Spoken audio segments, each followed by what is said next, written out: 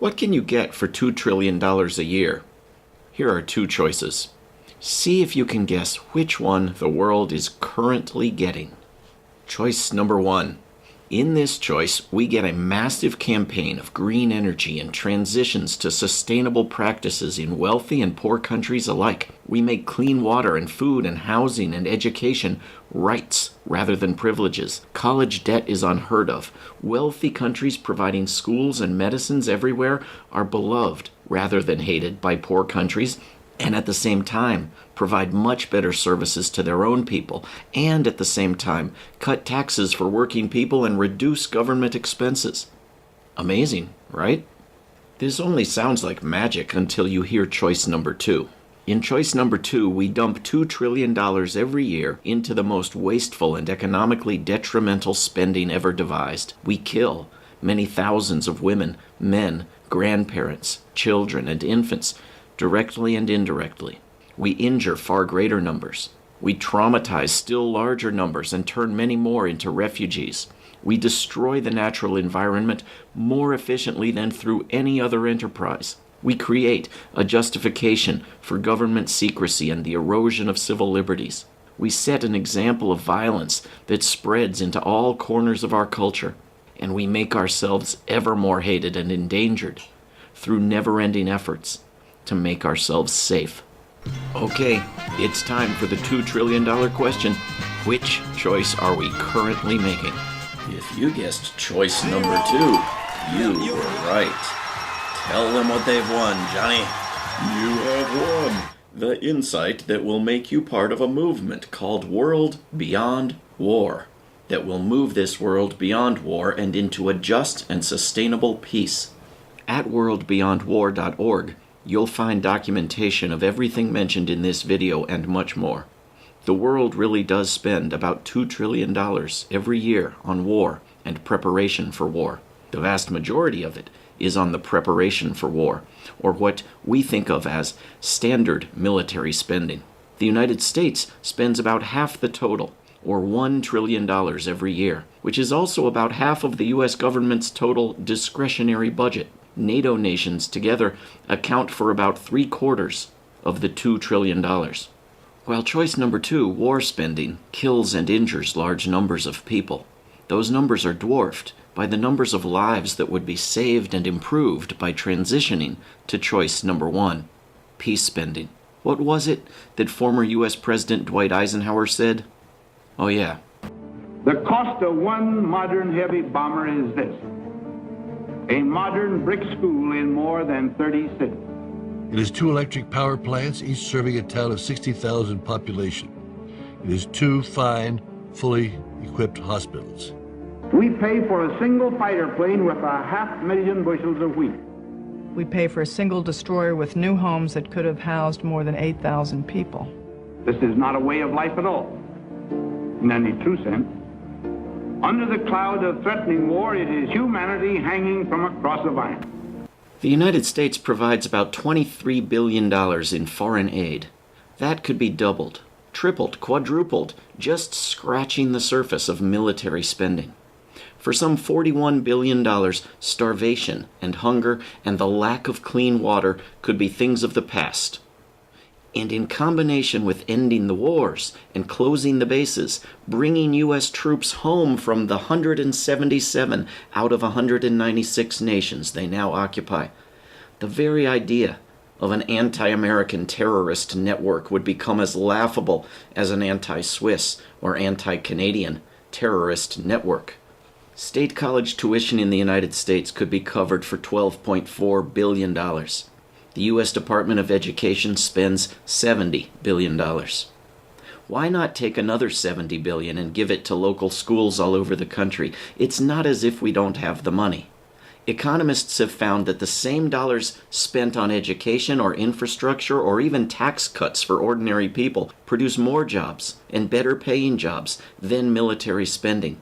Why not cut taxes and invest in a program of transition that retrains and retools and converts our primary public focus from a mad rush to kill people into an urgent effort to preserve a livable atmosphere, soil, and the oceans of this planet? Not only do we need the $2 trillion a year to address real crises instead of manufactured ones, but the military is itself the biggest consumer of petroleum and biggest poisoner of land and water we have. War is not good for children or other living things. That includes the non-human species we usually leave out of our considerations. Peace is part of the only path to sustainability. What was it that Jeanette Rankin said? Oh yeah, she said, "You can no more win a war than you can win an earthquake." And of course, no matter how many times we say the wars are for freedom, we always end up with fewer freedoms by the end of the wars.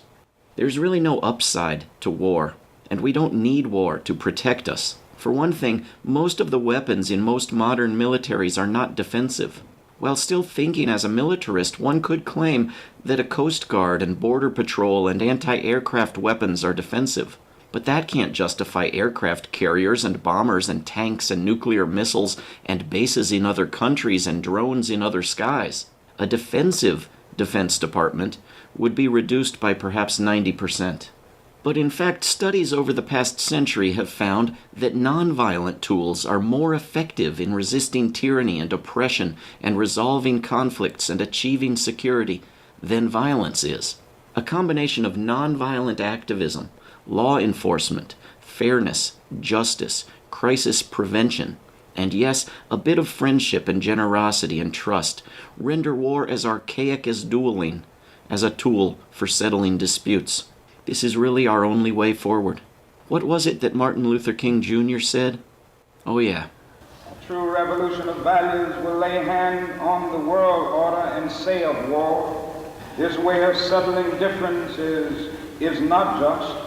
This business of burning human beings with napalm, filling our nation's homes with orphans and widows, of injecting poisonous drugs of hate, sending men home from dark and bloody battlefields, physically handicapped and psychologically deranged, cannot be reconciled with wisdom, justice, and love.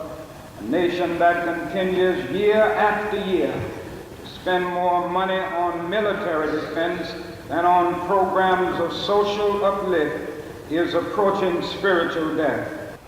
War is not needed in order to maintain our lifestyle, as the saying goes, and wouldn't that be reprehensible if it were true? The earth has no shortage of sunlight or wind. Our lifestyles can be improved with less destruction and less consumption. Our energy needs must be met in sustainable ways, or we will destroy ourselves, with or without war. That's what's meant by unsustainable.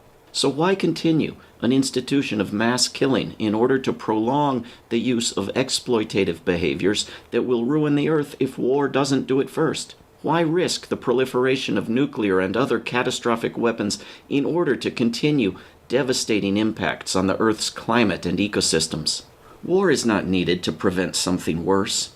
There is nothing worse. War is not a cure for genocide. War is genocide's cousin, its provoker, and its partner in death. Humanity is crying out for an end to humanitarian wars that kill, maim, and ruin. Nations left in chaos by crusades of nation-building have had all the help they can take from bullets and bombs. We don't try to distinguish just from unjust slavery, good from bad child abuse. Why do we engage in such perverse calculations when it comes to war? Well, most of us don't. Most of us are ready to move to a world beyond war.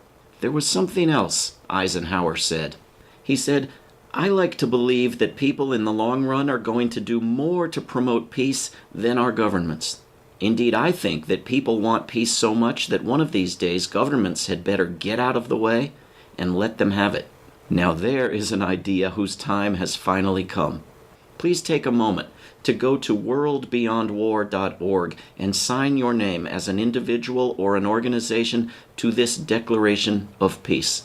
I understand that wars and militarism make us less safe rather than protect us, that they kill, injure, and traumatize adults, children, and infants, severely damage the natural environment, erode civil liberties, and drain our economies, siphoning resources from life-affirming activities.